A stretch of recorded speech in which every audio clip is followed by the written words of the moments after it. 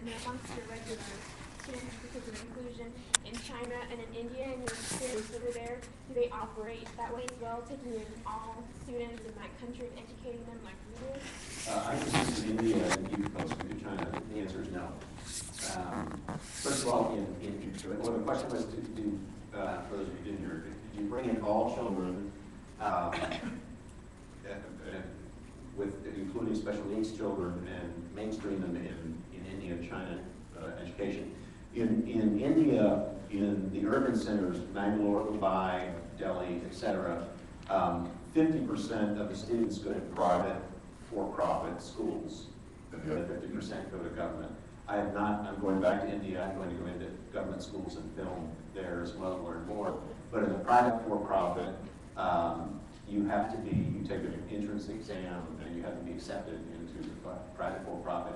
And if your academic achievement does not meet the standards of the school, the principal will go to your parents and ask that you withdraw and go to a lesser school. So, no, they don't have the challenges of having kind of a wide array of abilities. They tend to group their students by capability, and so that the most capable go to the best school that their parents can afford. China, I don't know. On special education, special ed, is anything neither country really addresses that issue yet. They both understand it's an issue, and they're just beginning to develop that as a field. In fact, we're sending people to the US to find out about it. So children with obvious disabilities do not get well educated in neither country. And in India, in fact, a significant proportion of students don't go to other secondary school at all. As of this year, the Indian government is making a major commitment of billions of dollars to expand secondary education because they recognize that they need to expand the pool there. There are huge, there are quality differences also between, it's more between urban and rural than any other dimension. And I think particularly in India, there are very marked contrasts in the quality of education you get. In China, according to the PISA studies we're beginning to see coming out of China, even in rural China, although there's a rural-urban difference, the kids in rural schools are doing pretty well at math and science. They seem to keep the bottom, not to have such a big distribution. But I know a specific question, yeah, special ed doesn't really exist there yet. We have a microphone if people have questions, so if you just raise your hand, just One right behind. There's one behind. It said in the movie that one of the main purposes of the schools in India and China was to sort the students. And I wonder if you feel that schools in America should sort kids more than they do now, or less than they do now? Well, I think they do sort. In India, up through 10th grade, K through 10 is pretty much a standard curriculum. But in the 10th grade, flip the next slide. In the 10th grade, you take an exam, which is a very comprehensive exam, about 25 hours, and it's math, physics, chemistry, biology, geography, civics, English literature, English grammar, and how you score on that exam, which I have now put online. So Americans know. I've had to dumb it down. No, I'm sorry, I've had to simplify it for Americans. Because in India, it's essay questions, and I'm not about to grade all your essay questions, so I made it multiple choice, so it's a little easier here.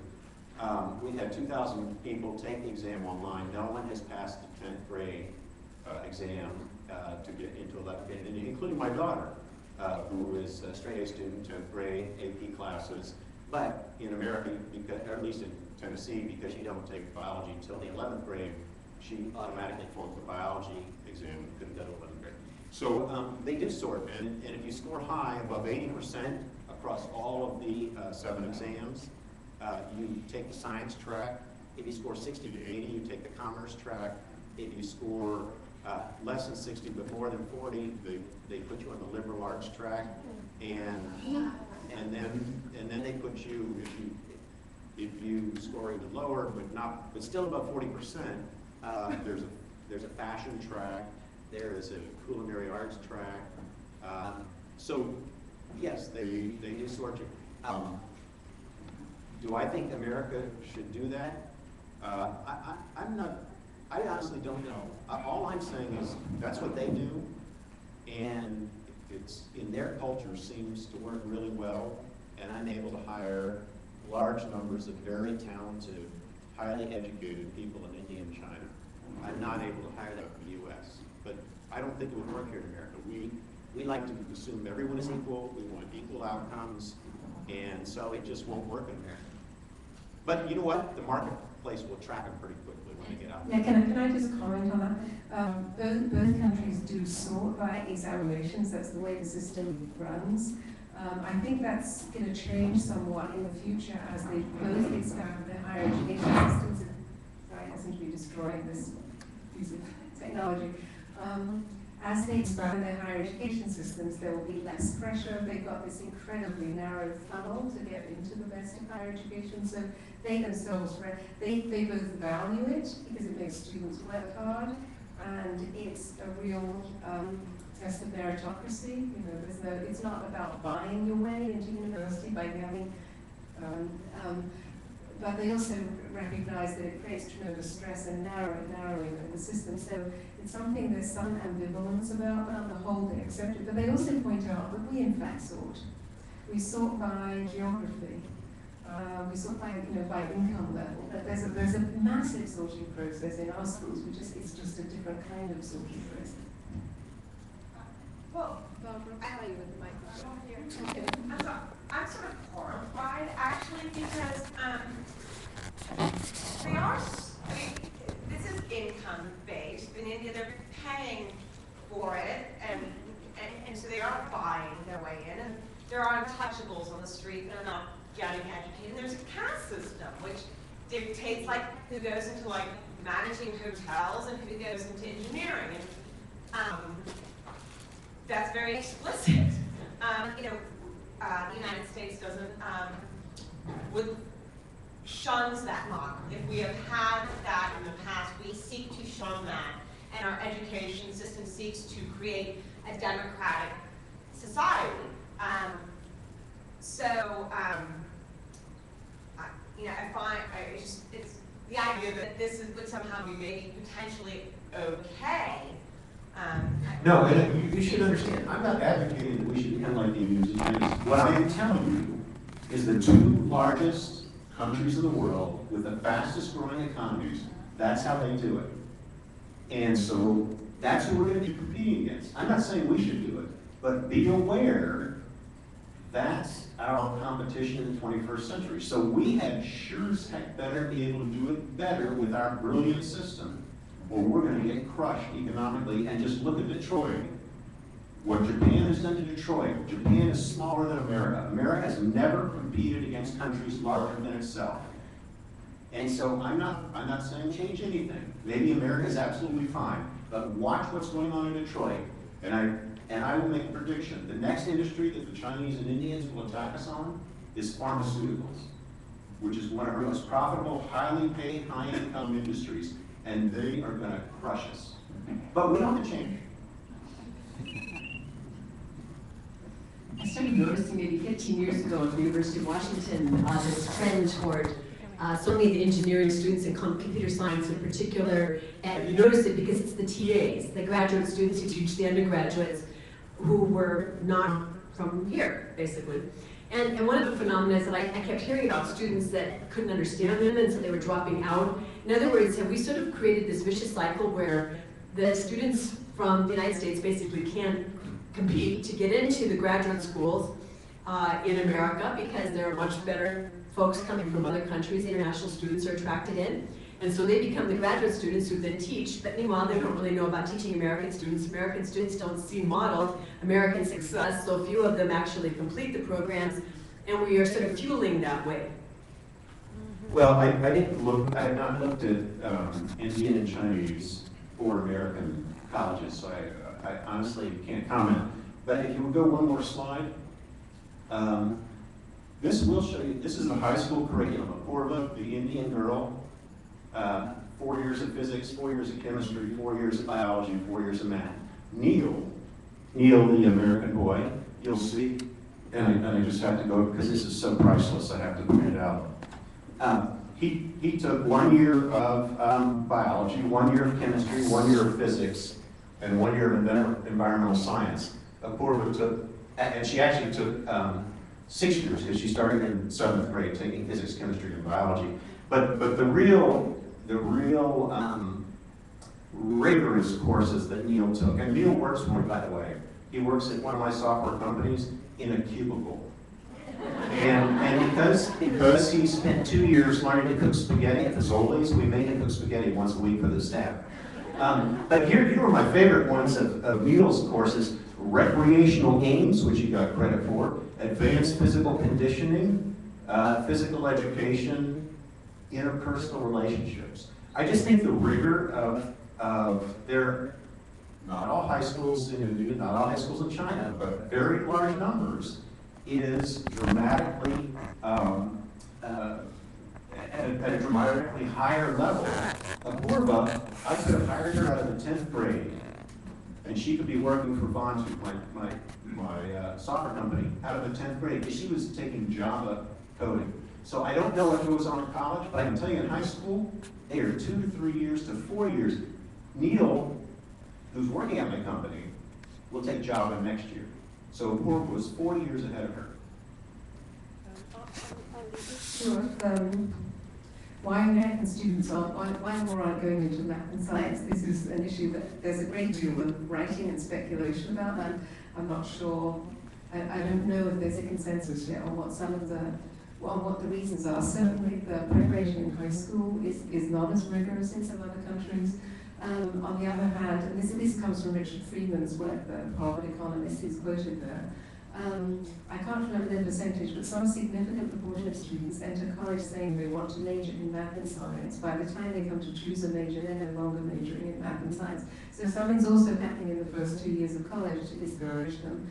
There's also the fact that the careers, if you take an MBA or you become a lawyer, you have a better career prospect these days than going into math and science, in part because, and this is where the labour market gets complicated, a lot of engineering jobs are being offshored, and so students themselves are saying, why should I go into engineering? That job will be lost. If I become a lawyer, I'm more shielded from the global economy. So there are things both in the education, whereas for a student from another country, it's a good deal to come into graduate school. You can get yourself a graduate fellowship and so on and so forth. So I don't think it's that American students can't compete for those places, but I think there's a complex of educational and labor market trends that are discouraging going into math and science to the degree that in another generation there was. Well, and I always say to disagree with Vivian because she's so much smarter than me, but I served on the board of trustees of an engineering school in Indiana, the Rose-Hulman Institute of Technology, which is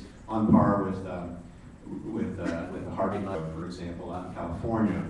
And first of all, the highest paid college major coming out of American colleges is engineering. I also do a lot of work with inner city African Americans. My next documentary is going to be about African American entrepreneurship. Coming out of Rose-Hulman, we had 100% placement by August of the senior year. 100% at an average of $50,000 a year. I still believe engineering jobs are the highest paying. Now, if you go on to business school and then you go to Wall Street, yeah, you're going to be making $1 million a year. But I know lots of engineers. In fact, I don't know any engineers that are poor who have kept up with the technologies. I have an engineer from Rose-Hulman, 29 years old, running my software company. He's making over $100,000 a year and owns 20% of the company. So there may be better careers out there, entertainment. As Magic Johnson has pointed out, there are more black millionaires today than there were in the 60s, but less black business owners. Yeah, if you can make it to the NBA, you can get rich, but very few people can. And I encourage all of my African American friends to take as much math and science as possible and go to college and get an engineering degree. And I encourage, including my daughters, to do that, engineering or science. Hi, I first want to commend you on exploring this kind of confusing world of education in the 3 different countries, and having visited the other 2 countries, I'm very excited to see the follow-up DVDs, because when I was in India, a lot of teachers were actually asking me and my group of American educators if we could teach them about differentiation and group work, and the same thing happened when I was in China in April. So I'm very curious about the follow-up work. My question is actually about your purpose with this video, though. I shared 2 million minutes with a group of high school juniors this year, and they were very intrigued and had a lot of jaw-dropping moments and rolling of the eyes and oh my goodness, which I think is great. But then at the end, I think they were very confused, because when we started to debrief, they were like, well, the American kids seem to have gotten what they wanted and they seem to be happier than the other 4 students who he described didn't achieve their goals as they had laid out and were maybe going to have some trouble getting where they wanted to go.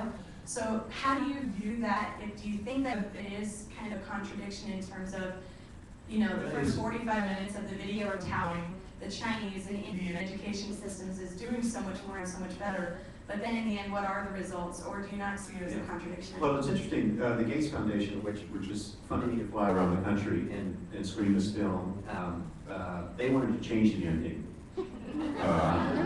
And I said, well, you know, let's think about this. The Chinese and Indians, what schools did they aim for? They aimed for the very highest universities in their country. Tell me what Neil and Brittany aimed for. And not to disparage Purdue and IU, my wife went to Purdue, I have lots of friends who went to IU, but I will argue they are not the top universities in America. So the Americans aimed low and hit the target. The Chinese aimed high, missed the target, which tells you 2 things. One, as smart as Wu Zhang is in math, there are hundreds of students smarter than him. And going to Tsinghua University, I don't know how many of you know Tsinghua. I mean, Tsinghua is like getting into MIT. I guess a combination of MIT and Harvard kind of squished together. So they aimed very high, and I mean, she aimed for Yale. The reason she didn't get into Yale, although we were not able to determine it, it appears because Yale has a quota on the number of Asians they will allow in. But we couldn't get them to admit that on film. I guess what I looked at is their cultures, the Indian and Chinese cultures, aim high in everything.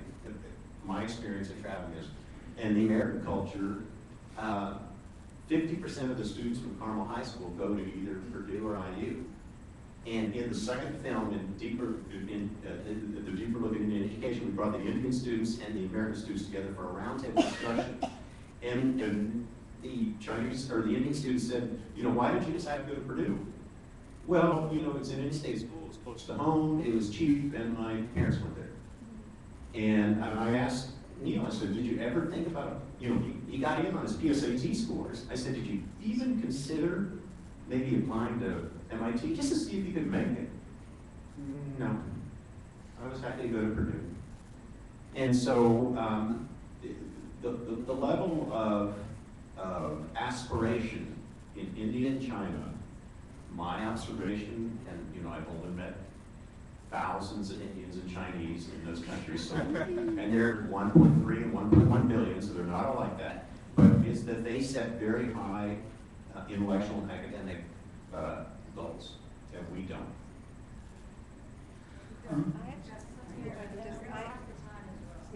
Thanks, Bob. Yeah, I just want to say, I actually like the fact that the film has a confused ending. This isn't black and white. I don't think Bob is saying, Bob and I don't actually agree on some of our observations about Chinese and Indian education. I don't think that he's saying these are great systems. I think he's saying there's a lot in the economic and cultural circumstances that is producing students who do much better than us, to push themselves hard and do much better. That doesn't make them happy. There's a lot of stress in these cultures, so you have to kind of look at it in a bigger picture. But I think he is trying to raise the question of, in this new global economy, what are we going to do to compete? Some people say the answer is we need to increase the rigor of math and science, get more people going into it. Other people say that we have all this creativity, which is definitely what these systems say they lack and want to move towards. On the other hand, as Clyde Prestowitz said last night, creativity is global too. There's plenty of creativity in other parts of the world. So I don't actually think there's an answer yet. I think we need to struggle with the question. And so I like the fact that the film doesn't say one thing versus the other, because there's no country in the world that thinks its education system is actually ready for the 21st century. Having said that, I think you have to admire the achievements, particularly in China, in such a big expansion, getting so high, such high standards to so many people so fast. But they don't think they've got all the answers either, but they're working a whole lot harder to find them than I think we collectively are. I should also mention I took the film to WNET PBS because I wanted this to be seen by as many Americans as possible, and they rejected it. They didn't like Unity either. I'm curious. I'm sorry. I'm really curious about it, and I understand we have a big teenage suicide problem, one epidemic going on in our country. But I'm wondering though, because it seems like they're under a lot more pressure to please the families, to get into the more competitive schools, whereas the two American students that you showed, I mean, they probably would have been okay to set up a community college. And I don't think I don't see Neil, committing suicide or anything over it. But the other students, I would wonder what the stress factor is on those students. Yeah, I have a couple of observations for that. First of all, the suicide rate according to the World Health Organization, which I've spoken to, the suicide rate in India and China, as compared to the U.S., is not wildly disproportionate. I mean, they're surprisingly. The highest suicide rates among teens in the world, according to the World Health Organization, with the latest data that they have, which is several years old, is in Eastern Europe, Russia, and some of the former Soviet blocs. There's a level of hopelessness in those countries that drive people to suicide. There was one article about a high suicide rate in Tamil Nadu, the state in southern India, in one city, and I've studied that report. It was done by the University in London, and the causes of the high suicide rate, and this is what everybody cites. And at Harvard University, at the graduate school, they said the suicide rate in India was the highest in the world. And so I did research. I said, cite your sources, and of course they couldn't. And so I did research myself, and it was because forced marriages and arguments over dowries, but pressure in school is not mentioned at all. The other thing I will say is, we pressure our kids enormously. I sit on the board of an orthopedic research organization, and I've been in the medical device industry most of my career. Today in America, we are seeing athletic injuries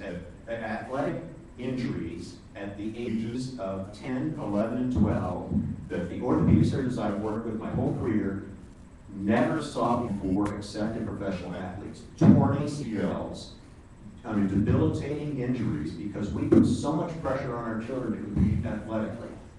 Now, kids, I don't know whether they commit suicide or not. We do have a high drinking rate. We do have a high automobile accident rate. 137 students in the last 7 years died after playing beer pong at college. So I think the answer is there is no data that I can find, and if somebody finds it, please send it to me, because I have called the World Health Organization, I've called the CDC, I've called everybody I can think of. There is no data that shows Indian or Chinese suicide rates among teens because of academic pressure to be out of the norm compared to the U.S. We said we'd finish at 9:30, so we'll have one more question. But I know that Bob is willing to stay and talk to anybody who wants to talk, but I think we should let people go. So long as we play beer pong. Well, as we can see, like these Chinese and Indian education and also other East Asian education systems are very actually math-centered, science-centered, and to some sense engineering-centered as well. I personally come from Hong Kong, and I actually went through all the local education system from K-12 education system, which is also very science-centered. Better students tend to go to the science stream, and usually those who didn't perform that well went to the humanities stream and so on. So you can see the differences and the emphasis on science and science in the curriculum and so on. So my question actually, but the thing is, I finally decided to leave to come to the United States because I'm more interested in the humanities and social sciences, and I really feel that here provides a better environment for me to pursue my intellectual interests. So my question is, do you think such a math-centered, engineering-centered education system is really healthy for a country's development and healthy for the country's young generation? Well, I'll give you,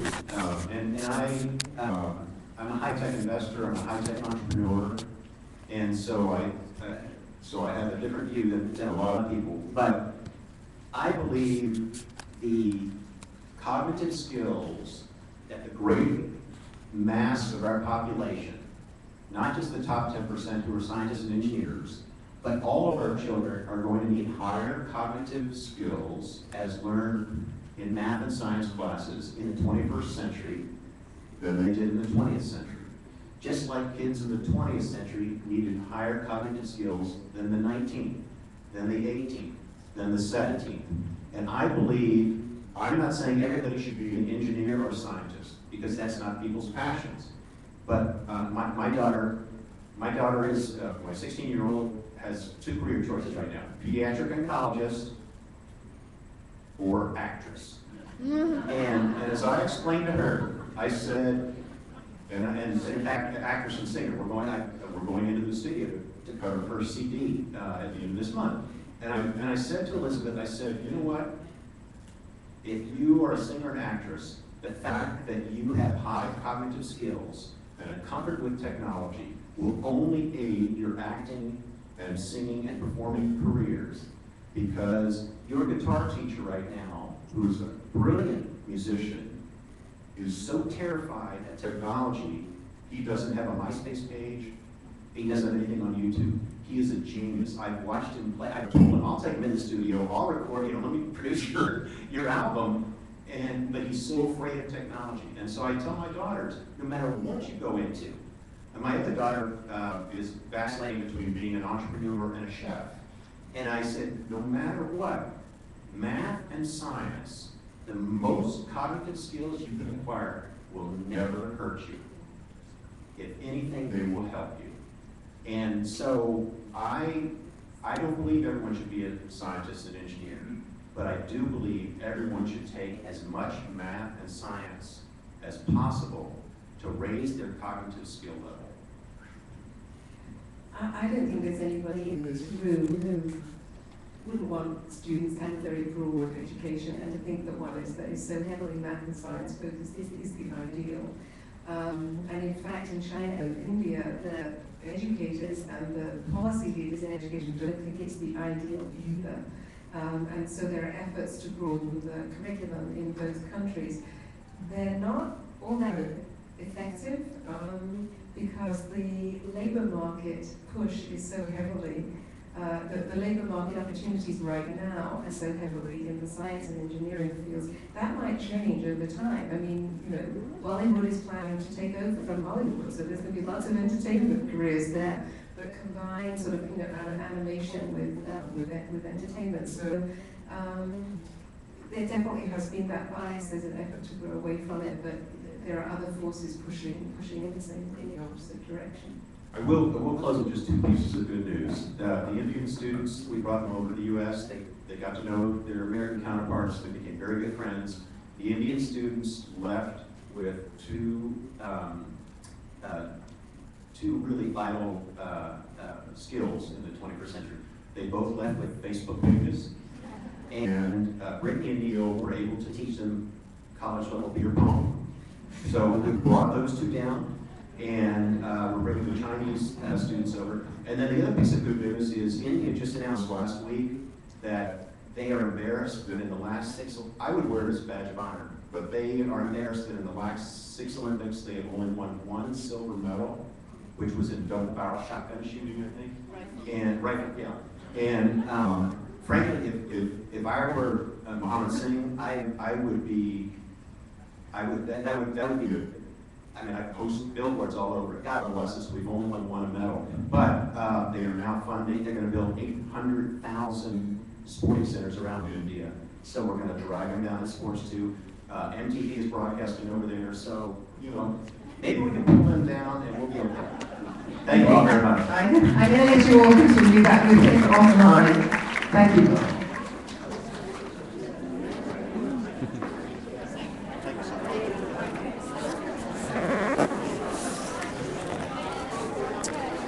This has been K-12 Technology Director live.